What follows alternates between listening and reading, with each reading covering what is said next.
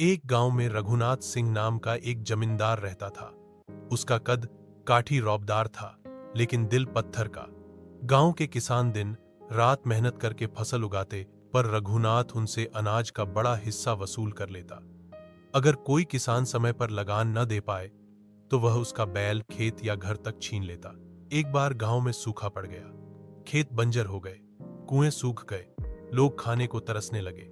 किसान विनती करने आए, जमींदार बाबू, इस बार लगान माफ कर दीजिए, हम अगले साल चुका देंगे। लेकिन रघुनाथ ने ठहाका मारते हुए कहा, मेरी तिजोरी भूखी नहीं रहती, चाहे तुम भूखे रहो। उसने अपने कारिंदों से कहा कि जिनके पास लगान नहीं है उनका अनाज और बर्तन उठा लाओ। गांव वाले मजबूरी में अपने गहने, मवेशी और यहां तक कि बच्चों के खिलौने तक बेचने लगे।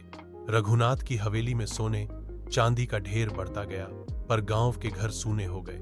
एक रात तेज आंधी और बारिश में रघुनाथ की हवेली की दीवार ढह गई और उसका अनाज का गोदाम पानी में बह गया। अगली सुबह वह मदद के लिए किसानों के पास पहुंचा, पर किसी ने हाथ नहीं बढ़ाया।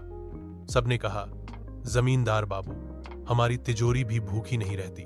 रघुनाथ ने पहली बार समझा कि धन से पेट तो भर सकता है, पर दिल नहीं। उसी दिन से वह जमींदार गांव का सबसे उदार आदमी बन गया।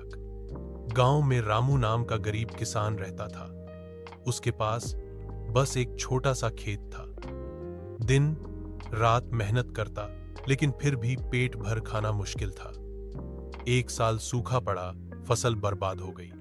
हार मानने के बजाय रामू ने दूसरे गांव जाकर मजदूरी की, पैसे बचाए और फिर से खेत में मेहनत शुरू की। धीरे धीरे उसकी मेहनत रंग लाई और एक दिन वो आत्मनिर्भर किसान बन गया।